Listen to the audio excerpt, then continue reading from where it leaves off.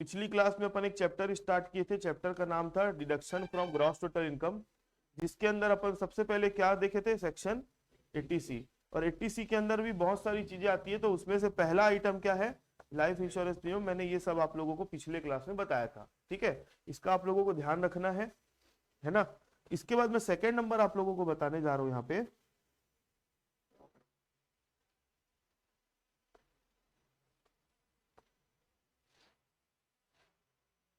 Investment in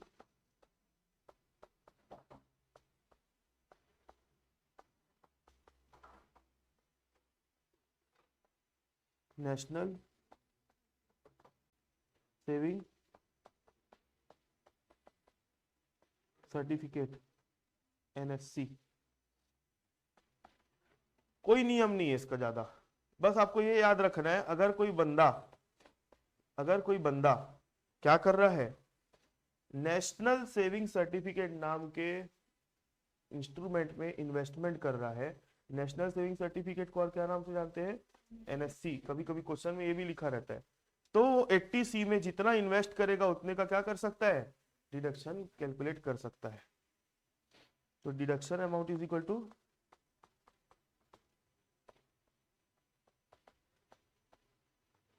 amount invested in NSC। बस इतना ही याद रखें, इसमें कोई डेट वेट LIC टाइप का कोई लफड़ा झपड़ा नहीं है। सिर्फ NSC में जितना पैसा इन्वेस्ट किया उतने का ही आप क्या करोगे। NSC में अगर 3 लाख रुपए जमा कर दिया तो क्या करेंगे स्मृति, डिडक्शन कितने का मिलेगा। NSC में अगर इन्वेस्टमेंट कर रहा है 3 लाख रुपए, तो कितने का डिडक्शन क्लेम कर सकता है। इन्वेस्टमेंट तो NSC में कर रहा है, ठीक है, 3 लाख का, लेकिन 80C की मैक्सिमम लिमिट कितनी है, तो पीयूष सही बोल रहा था कि 1.5 लाख से ज्यादा का डिडक्शन नहीं मिलेगा, भले आपका इन्वेस्टमेंट ज्यादा क्यों ना हो जाए, ठीक है। अब सुनना मेरी बात को ध्यान से,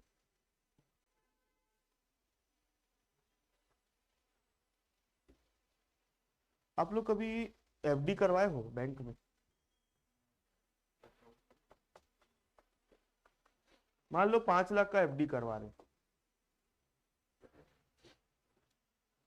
तो इसके ऊपर मान लो बैंक वाला अपने को 7% ब्याज देगा।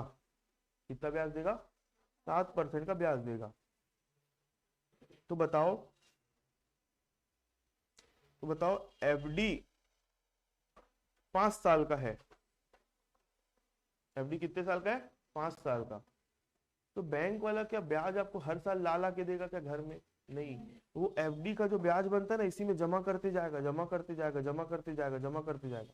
फॉर एग्जाम्पल अमाउंट जो है 5 साल के बाद ये हो गई 7,50,000 रुपए की हो गई। फॉर एग्जाम्पल 5 लाख जमा किए थे, अमाउंट कितनी हो गई, 7,50,000 की हो गई। तो आपको बैंक वाला क्या करेगा, ये पैसा है ना, 7,50,000 एक साथ दे देगा। मेरी बात समझ में आई कि नहीं आई।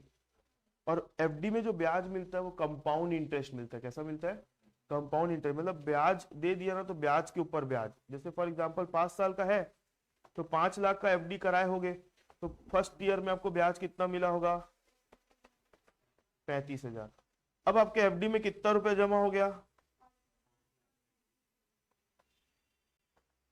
5,35,000। तो अब आपको ब्याज कितना मिलेगा अगले साल,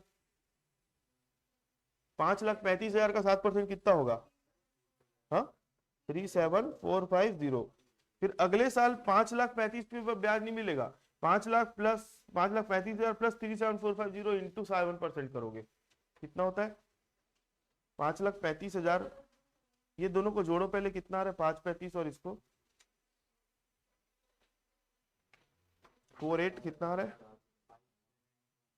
57,2540। अब इसके ऊपर 7% ब्याज मिलेगा आपको।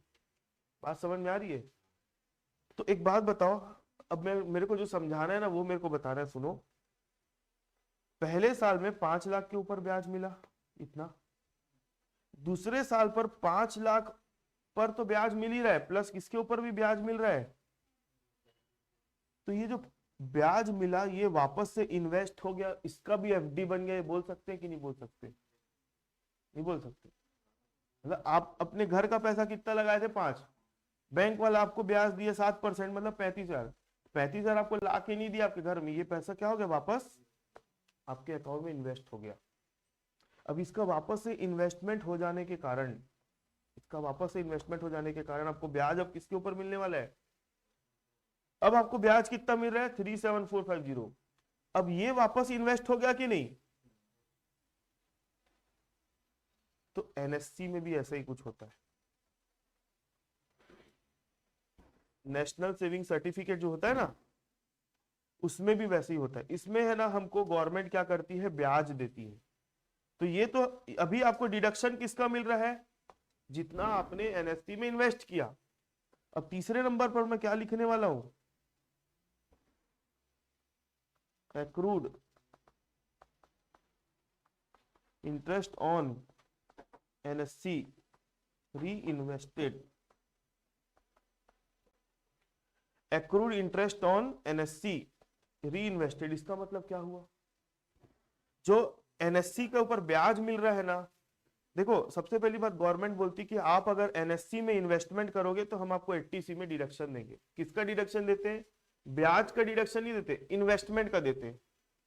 तो यहां पर तो आप पहले, यहां पर सेकंड नंबर के पॉइंट में आप खुद का पैसा लगा के इन्वेस्ट किए थे। पहले आप कितना किए थे? खुद का पैसा। मान लो 1 लाख रुपए का एनएससी ले लिए, तो आपके घर से अभी कितना रुपए इन्वेस्ट हुआ है? 1 लाख। तो सेकंड नंबर के पॉइंट में आप खुद का जो इन्वेस्टमेंट है उसकी डिडक्शन ले रहे हो। लेकिन जो सेकंड नंबर का जो पॉइंट है ना, मान लो 1 लाख के ऊपर आपको 7% ब्याज मिल गया, तो कितना होता है? तो ये 7,000 है ना, वापस से इन्वेस्ट हो जाएगा कहाँ? एनएससी अकाउंट में। तो ये इन्वेस्ट हुआ कि नहीं? और इन्वेस्ट जो हो रहा है कौन सी अमाउंट हो रही है? ब्याज की अमाउंट। इसलिए एनएससी का आपको ब्याज का भी क्या मिलेगा? 80C में डिडक्शन मिलेगा। जो अमाउंट री इन्वेस्ट हो गया ना, उसका आपको क्या मिलेगा? डिडक्शन मिलेगा।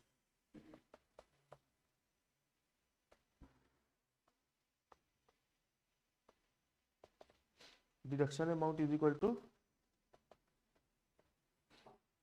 Deduction amount is equal to amount reinvested, sorry, amount of interest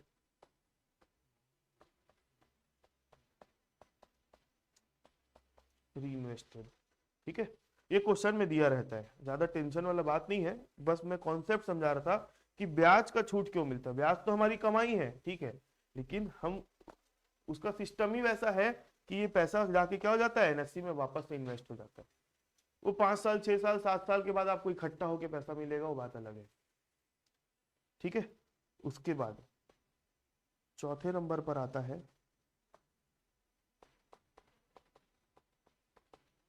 tuition fees. Tuition fees, tuition fees का भी डिडक्शन मिलता है। सर ट्यूशन फीस आप बोले थे सेक्शन 80C में इन्वेस्टमेंट का सेक्शन है। सेक्शन 80C किसका किसका सेक्शन है? इन्वेस्टमेंट से रिलेटेड है। तो आप यहाँ ट्यूशन फीस डाल दिए, इसका मतलब क्या है? ट्यूशन फीस क्या है?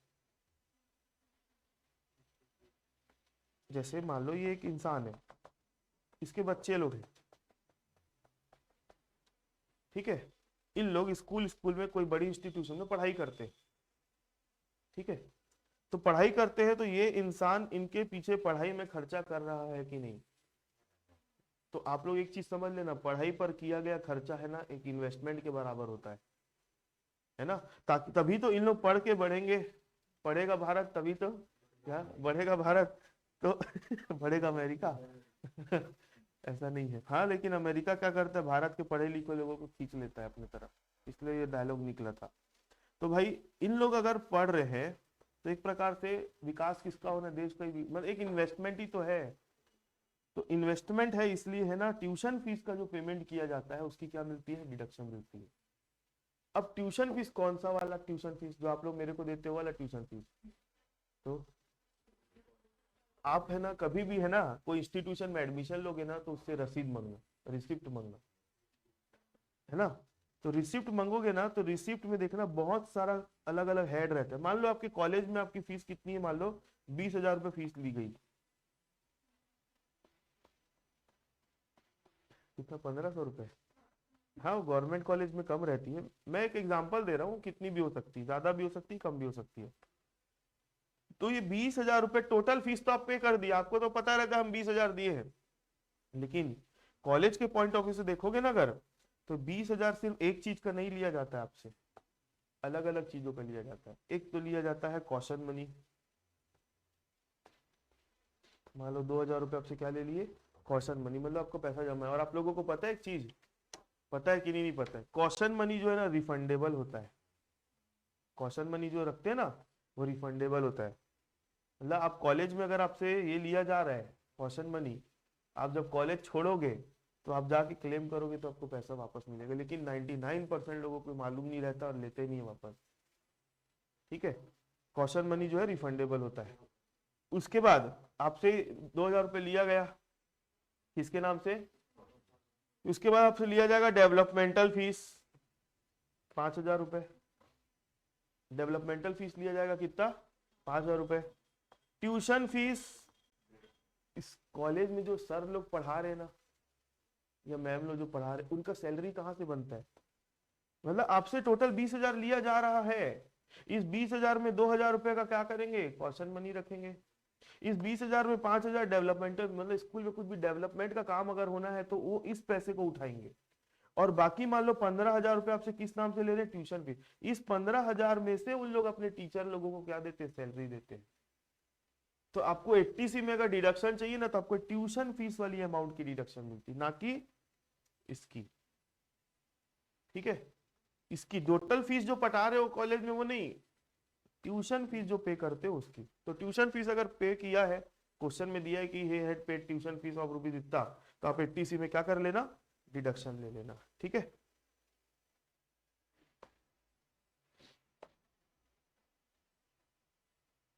ट्यूशन फीस, यहाँ पे डिडक्शन की अमाउंट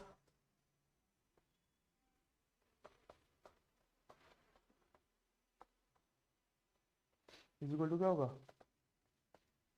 अमाउंट ऑफ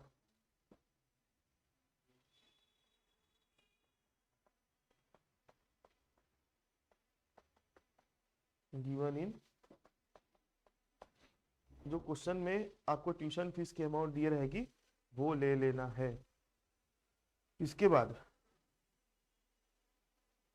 पांचवा,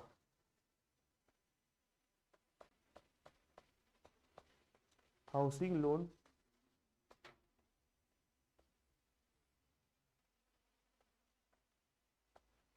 हाउसिंग लोन रीपेमेंट। उसके बाद क्या है, हाउसिंग लोन का रीपेमेंट। देखो क्या होता है, किसी को अगर मकान बनवाना है, किसी को क्या करना है, अगर मकान बनवाना है तो मकान बनवाने के लिए कभी कभी लोन लिया जाता है। तो लोन की जो ईएमआई बनती है, पता है ना आप लोगों को, ईएमआई समझते हो ना, इजी इक्वेटेड मंथली इंस्टॉलमेंट बोलते हैं इसको।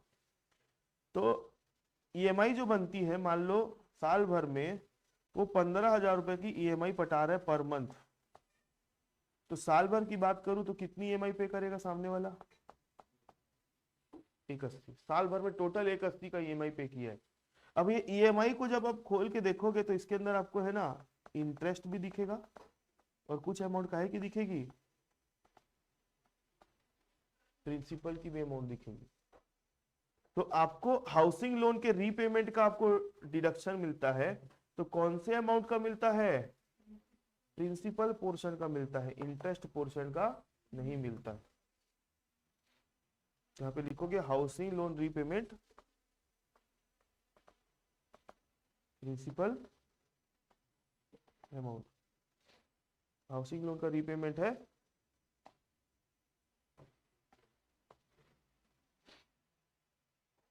Note,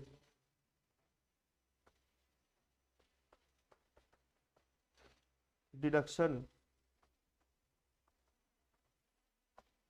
for housing loan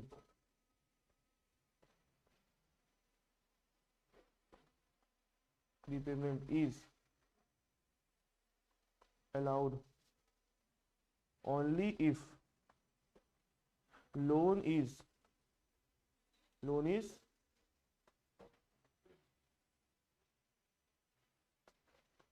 taken from, loan कहां से लिया गया है? Financial institution. लोन अगर कहाँ से लिया गया है? फाइनेंशियल इंस्टीट्यूशन से लिया गया है। अगर आप अपने दोस्त से, परिवार वाले से, किसी से लोन ले लिया, होता है ना, एक दूसरे से भी लोन लिया जाता है उधारी में, या कोई ऐसा आदमी जो ब्याज में पैसा चलाता है ना, उसका नींद आ रही है, छह मंगो। तो लोन अगर लिया जाता है किसी बंदे से, क्यों? तो घर क्यों जा रही हो आप? जा क्यों रहे थे? वाह।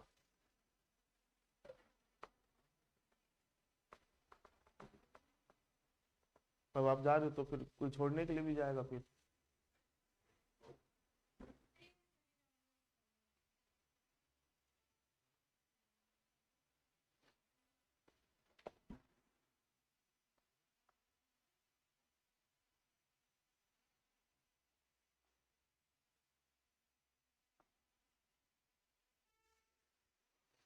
लोन अगर किससे लिया होगा तभी डिडक्शन मिलेगी, only if loan is taken from financial institution. Question में कभी कभी ऐसा लिखा रहता है कि भाई लोन इसने अपने फ्रेंड से लिया था, लोन इधर से लिया था, किसी फाइनेंशियल इंस्टीट्यूशन से लोन नहीं लिया था, तो डिडक्शन मिलेगी? फाइनेंशियल इंस्टीट्यूशन से लेगा तभी डिडक्शन मिलेगी। जाओ भैया, मेरे को मालूम है, जाओ।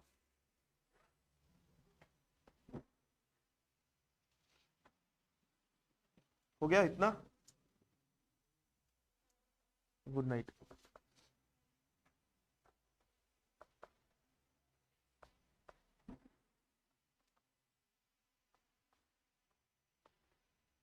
Deduction amount is equal to क्या होगा?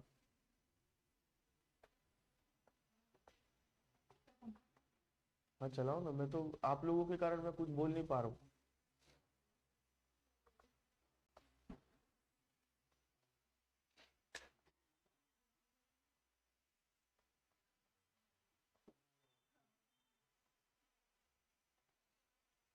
सुबेरे सुबेरे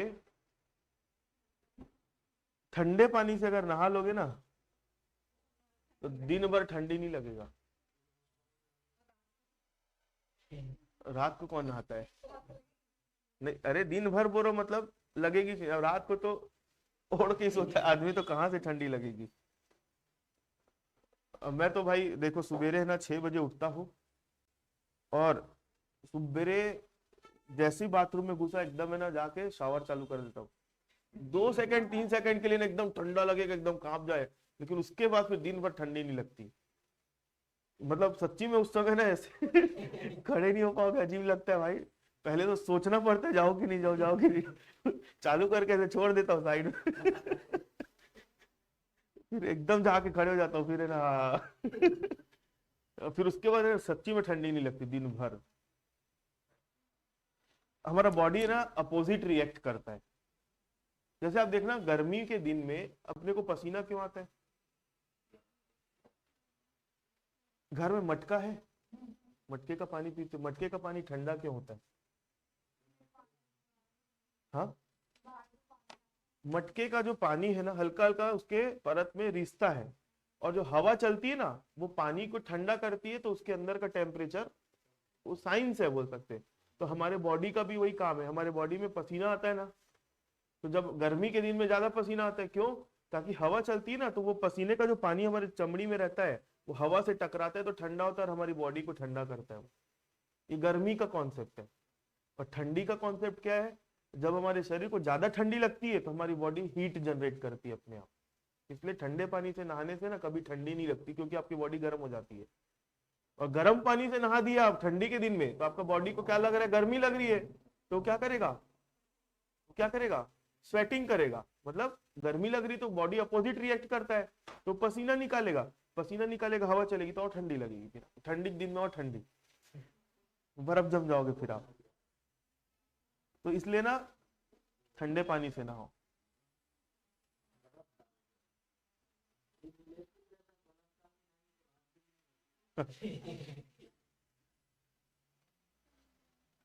तो हमने अभी किसके किसके बारे में लिख लिया, हाउसिंग लोन रीपेमेंट के बारे में, ठीक है। डिडक्शन कितने की मिलेगी, प्रिंसिपल अमाउंट की मिलेगी, ब्याज की नहीं मिलेगी। मैं अभी 80C के सेक्शन की बात कर रहा हूं ना, उसके बाद आगे।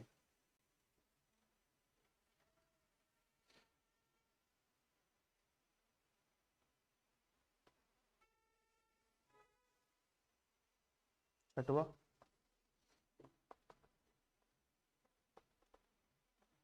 Investment in public provident fund. अगर आप पब्लिक प्रोविडेंट फंड, इसको शॉर्ट फॉर्म में क्या बोलते हैं, पीपीएफ में इन्वेस्टमेंट करते हो तो भी आपको क्या मिल सकती है, डिडक्शन। और डिडक्शन कितने की मिलेगी, डिडक्शन कितने की मिलेगी,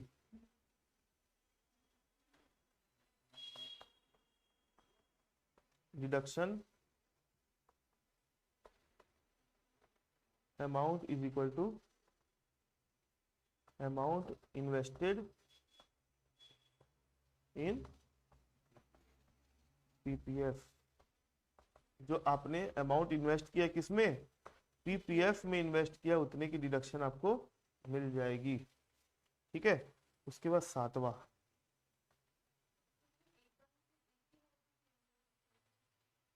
नहीं, जैसे मान लो मैं अभी एक एग्जांपल देने वाला था। मान लो एक आदमी है, साल भर में LIC लाइफ इंश्योरेंस प्रीमियम पे कर रहा है 80,000, LIP कितना पे किया है, 80,000, ठीक है। उसके बाद पीपीएफ करवा दिया है 20,000 का, पीपीएफ करवा दिया कितना, 20,000 का। NSC में इन्वेस्टमेंट कर दिया कितना, 30,000।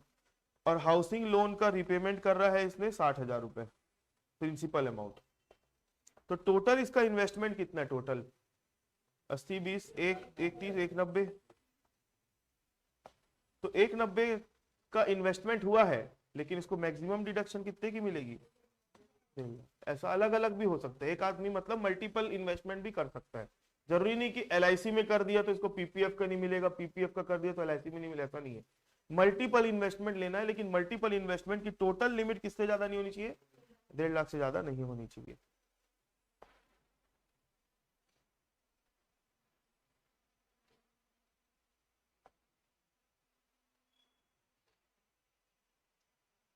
उसके बाद 7वें नंबर पर है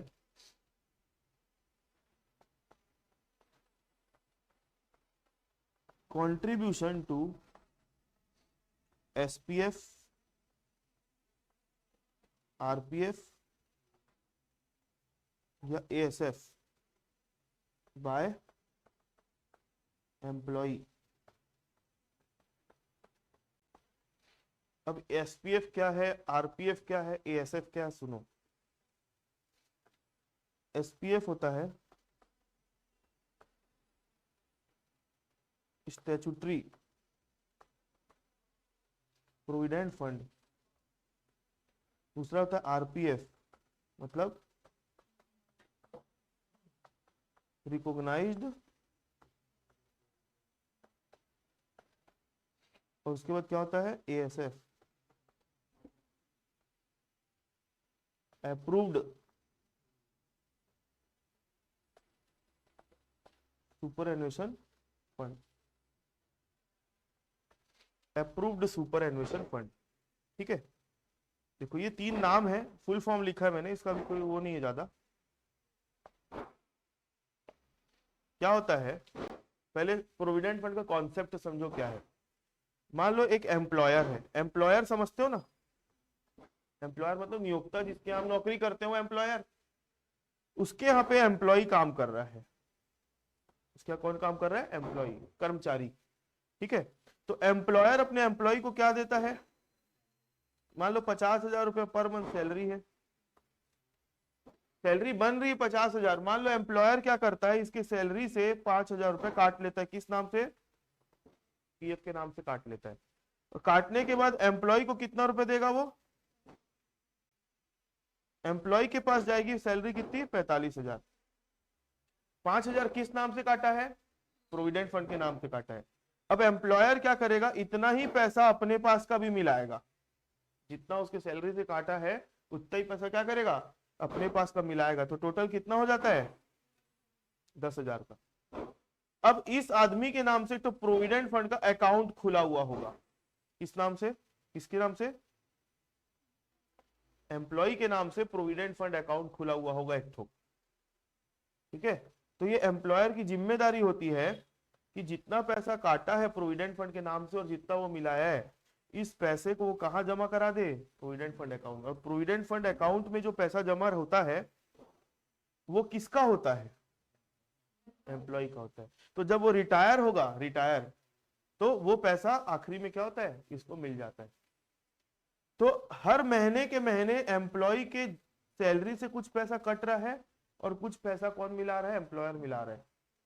अब जो पैसा एम्प्लॉय के सैलरी से कट रहा है उसको बोलते हैं contribution to provident fund by employee बोलते हैं, क्योंकि एम्प्लॉय की जेब से जा रहा है यहाँ पे। अरे भाई यहाँ पे 10,000 जमा हो रहा है तो 10,000 में 5,000 का हिस्सा तो इसका है ना। तो contribution to provident fund by employee बोलते हैं किसको, जो उसके सैलरी से कट रहा है वो। और ये जो 5,000 अपनी जेब से मिला रहा है उसको क्या बोलते हैं, contribution to provident fund by employer बोलते हैं। तो प्रोविडेंट फंड के अलग अलग प्रकार होते हैं, प्रोविडेंट फंड के अलग अलग प्रकार होते हैं। प्रोविडेंट फंड है ना, आरपीएफ के नाम से भी हो सकता है, आरपीएफ मतलब रिकॉग्नाइज्ड प्रोविडेंट फंड भी हो सकता है। प्रोविडेंट फंड एसपीएफ भी हो सकता है, मतलब स्टैट्यूटरी प्रोविडेंट फंड भी हो सकता है। और एक होता है ASF, approved superannuation fund. Actually RPF जो होता है ना वो प्राइवेट कर्मचारियों के लिए होता है, किसके लिए होता है, प्राइवेट में जो काम करते हैं उनके लिए। और एसपीएफ जो होता है ना वो सरकारी नौकरी में होते हैं ना नॉर्मली, उनके लिए होता है। एएसएफ और एसपीएफ जो है ना सरकारी नौकरी वालों के लिए होता है, और आरपीएफ जो है नॉर्मली किसके लिए होता है, प्राइवेट वालों के लिए। तो अपने को वो सब जानने की जरूरत नहीं है। मेरा बोलने का मतलब है प्रोविडेंट फंड अकाउंट में जो पैसा जमा हो रहा है उसमें कॉन्ट्रीब्यूशन किसका है, एम्प्लॉय का। तो उसका आप 80C में डिडक्शन ले सकते हो, क्योंकि वो भी एक प्रकार का क्या है, इन्वेस्टमेंट ही तो है। भाई आपके सैलरी से 5-5 हजार रुपए कट रहा है और यहाँ जाके जमा हो रहा है, तो इन्वेस्टमेंट ही तो है कि नहीं है। लेकिन इन्वेस्टमेंट टोटल 10 का हो रहा है, लेकिन 10 में से 5 किसका है, एम्प्लॉय का। तो जितना एम्प्लॉय इन्वेस्ट कर रहा है ना उसको लेना है, जितना एम्प्लॉय इन्वेस्ट कर रहा है उसको लेना है, एम्प्लॉयर कर रहा है उसको नहीं ले रहा है।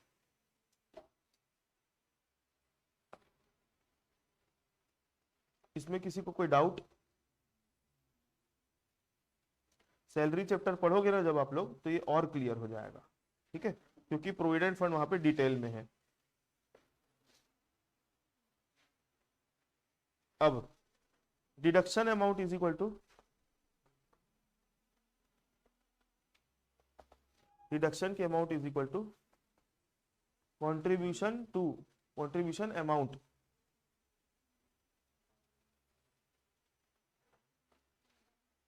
बाय एम्प्लॉय, बाय एम्प्लॉय जरूरी वर्ड है, to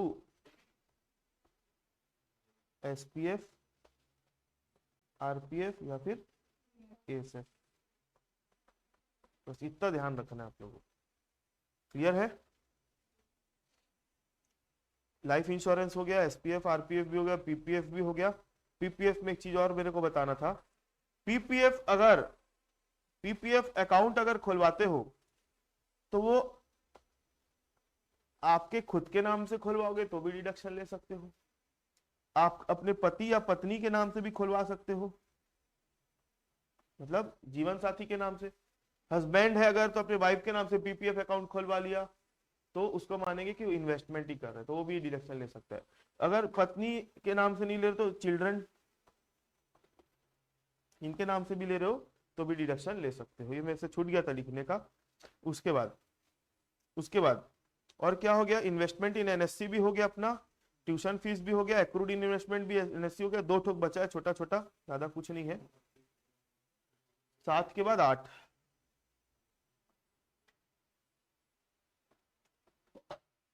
investment in, investment in 5 years post office, 5 years post office term deposit. अगर आप पोस्ट ऑफिस का 5 साल वाला टर्म डिपॉजिट, टर्म डिपॉजिट मतलब एफडी में जमा कर रहे हो, फिक्स डिपॉजिट में जमा कर रहे हो, तो आप डिडक्शन ले सकते हो, लेकिन ये याद रखना 5 साल वाला होना चाहिए वो। Deduction amount is equal to क्या होगा, अमाउंट इन्वेस्टेड, 9 नंबर,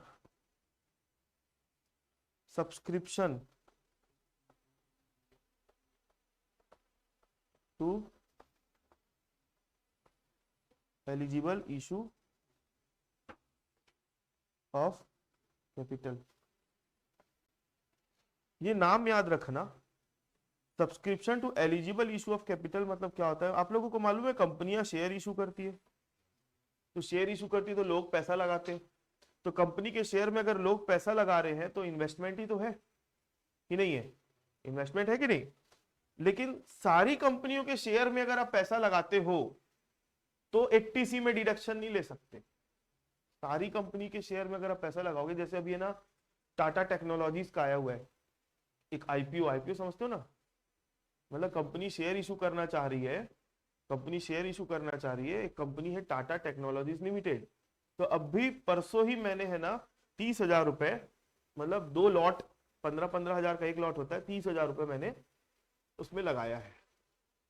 तो क्या मैं 80C में डिडक्शन ले सकता हूं?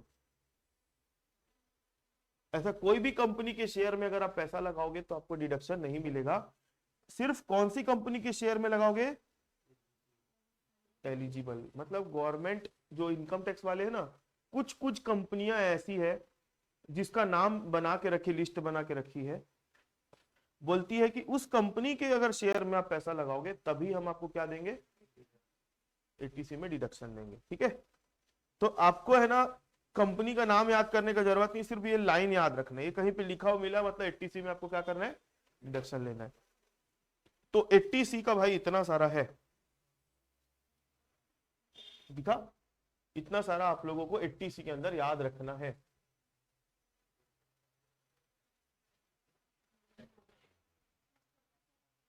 तो चलो 2 2 3, हाँ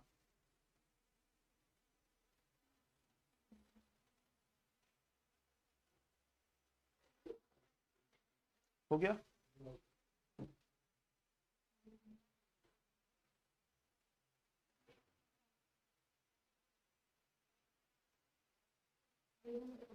तो लास्ट का दो एक बार दिखा दो, रख ले।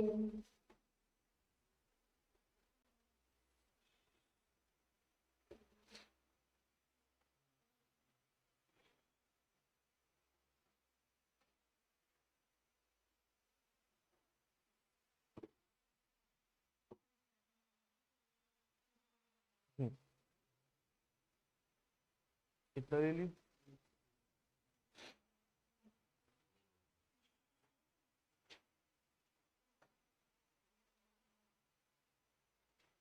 आज वो का है प्राची, प्राची आई है क्या ऑनलाइन? ठीक है, तो 80C आज की क्लास में खत्म होता है। इसके बाद सुनो, बहुत सारे सेक्शंस पढ़ने हैं आप लोगों को, बहुत सारे मतलब कम से कम 12 से 15 सेक्शन होंगे जो आप लोगों को याद करने हैं। लेकिन सबसे इंपॉर्टेंट अगर मैं बोलूँ तो 80C सबसे ज्यादा इंपॉर्टेंट है और बड़ा भी वही है। दूसरा सबसे इंपॉर्टेंट है 80G आएगा, 80G जो दिमाग लगाने वाला है। उसके बाद बाकी के सेक्शन है ना ऐसे रैंडमली आप लोगों को याद रखोगे तो ठीक है। 80C और 80G आप लोगों को प्रॉपरली याद रहना चाहिए। ठीक है, तो बाकी इसके आगे का मैं नेक्स्ट क्लास में करवाऊंगा आप लोगों को। हाँ हाँ, देखो